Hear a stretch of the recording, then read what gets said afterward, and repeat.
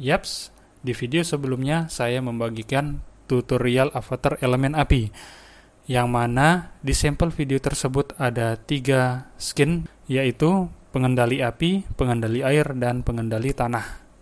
Oke, sekarang saya akan bahas tutorial membuat efek pengendali air.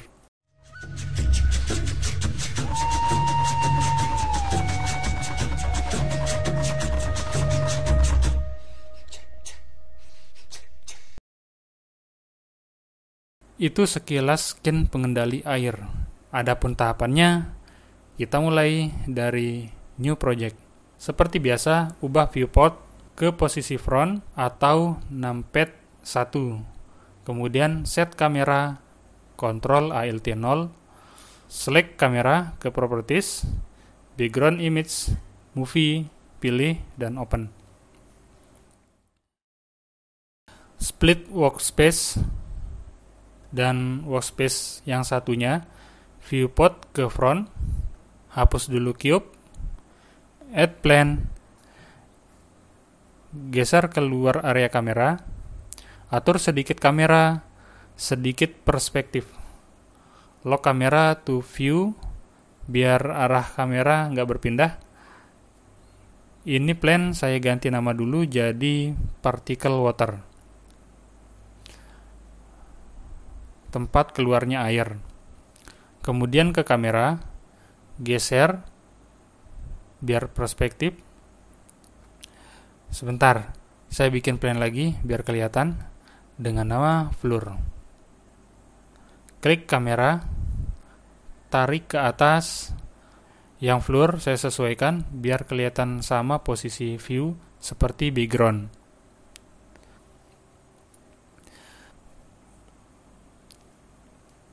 Lanjut, add curve. Di sini saya pilih spiral Archimedean.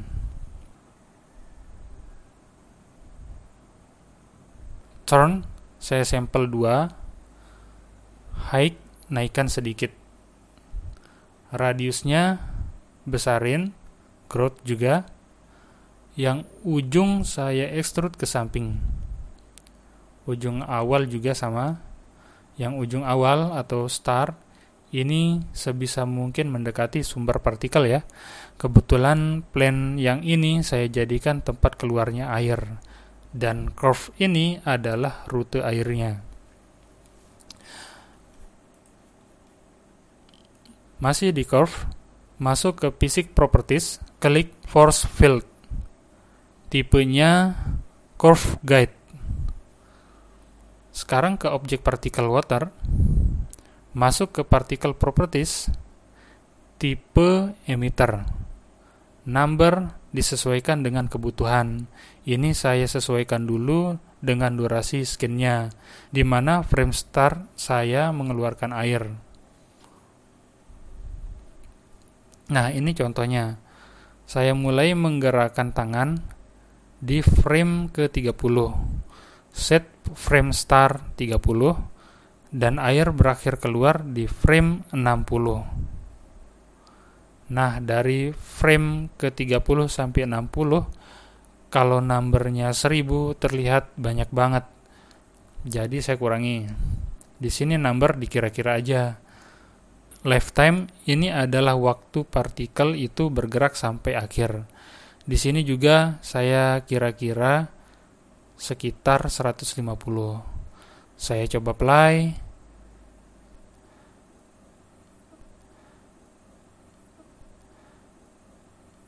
Dan ternyata masih kurang pas.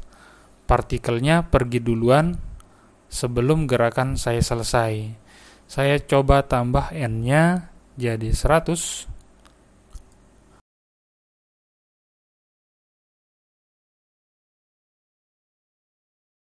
Oke, sesuai perkiraan.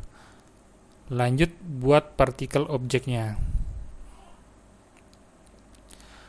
Buat new collection dengan nama water. Snapnya saya taruh di belakang kamera biar nggak kelihatan. Sekarang saya add metaball. Di sini sesuaikan saja bentuk air itu bagaimana kalau lagi di udara. Apa dia bulat atau lonjong, ya dikira-kira saja. Duplikat ball, add meta ball lagi, ellipse, resize, edit mode, duplikat lagi. Ya, begini dulu cukup. Sekarang buat material air. Roughness dikecilkan. Transmission fullkan. Index of reflection atau IOR sesuaikan dengan refleksi air. Ini material belum di-set ternyata. Scan space reflection centang. Nah, untuk melihat indeks dari massa jenis itu sendiri, kita bisa cari referensi di Google.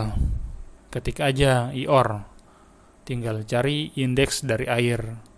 Nah, di sini air rata-rata indeksnya adalah 1,3 sekian-sekian. Oke, langsung kita masukkan. IOR adalah 1,333.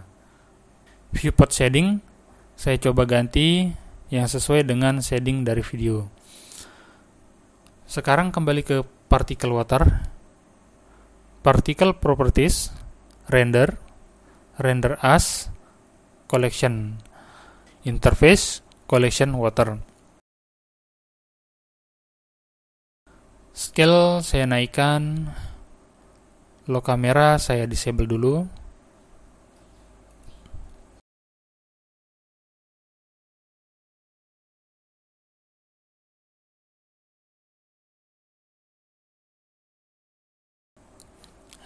Oke, di sini sudah terlihat airnya berjalan. Saya atur lagi biar ngepas. Nah, di sini sudah kelihatan enak dilihat.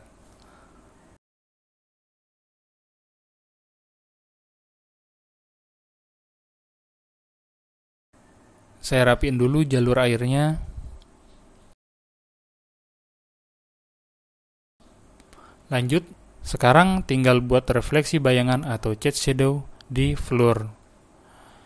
Light ganti ke sun dengan intensitas power 4000. Untuk shader floor, klik new material, backface cooling centang, blend mode, alpha blend. Add mix shader, add transparent BSDF, base color, di prinsip BSDF ganti jadi hitam. Add color ramp, color ke face, add RGB to WB. Connect ke color ramp, add shader to RGB, connect ke RGB to WB. Add diffuse, connect ke sini. Dan saya review hasilnya. Ya, jadi berhubung environment-nya ini refleksi cahayanya terlalu terang, sehingga bayangan air tidak terlihat. Memang sih, pada dasarnya bayangan air itu tidak seperti bayangan benda lain. Ya, agak bening-bening gitu. Coba saya set world properties-nya, color-nya, environment texture, lalu open. Nah, jadi kalau mau pakai environment light yang ada di viewport blender tadi, kalian bisa cari di folder blendernya. Nah, tadi saya pakai yang ini, dan tampak tidak terlihat bayangan. Saya coba pakai environment lainnya, render properties. Saya transparankan dulu. Nah, di sini kan kelihatan bayangan air tampak agak kebiruan. Itu karena refleksi langit yang ada di environment tadi. Coba saya ganti pakai yang satunya, dan bayangan tidak terlihat. Ini sesuai sih, karena kondisi dari video background itu minim cahaya. Tapi nggak apa-apa, kita coba pakai yang bayangan.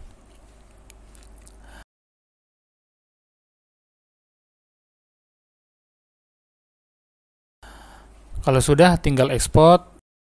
Cara cepatnya render lewat viewport saja. ubah settingan outputnya dulu,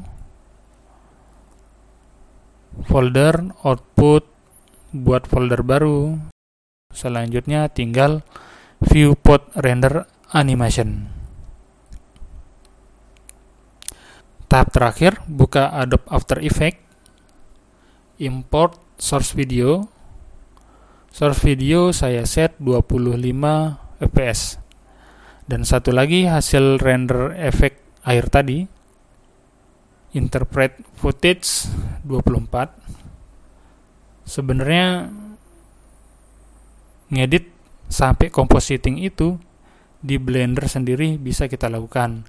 Cuma di sini ada 2 source video yang akan dirender. Jadi kalau di Blender, pas kita render nanti, itu ada 2 proses biasanya. Pertama render 3D-nya dulu, kedua render background. Kemudian digabungkan. Coba aja perhatikan. Terus kenapa saya lebih enak compositing lewat After Effects?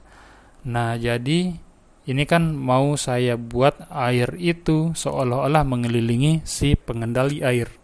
Jadi nantinya ada proses masking. Kebetulan video yang saya rekam ini nggak pakai green screen. Bayangin aja kalau setiap frame saya harus buat keyframe untuk masknya. Wow, lebih lama lagi prosesnya. Nah, kebetulan di After Effects ini ada fitur yang paling saya suka untuk teknik maskingnya. Jadi nggak perlu pakai green screen atau masking lewat pen tool. Mau tahu caranya? Mari ikuti tahapannya. Ini yang air saya turunkan dulu transparannya ke 80.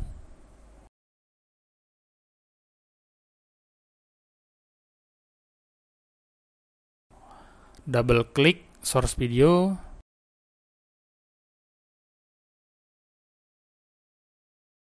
Terus klik roto brush.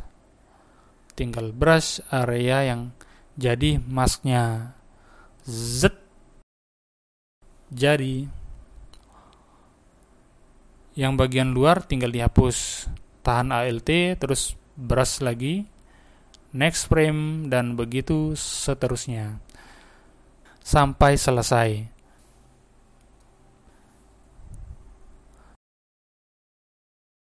Nah, ini tadi kelupaan duplikat. Saya duplikat dulu, drag ke atas, terus yang di bawah roto brush-nya di delete. Ceng-ceng. Ya, kurang lebih seperti ini prosesnya. Jika ada pertanyaan, silahkan tulis di kolom komentar dan sampai jumpa di tutorial berikutnya.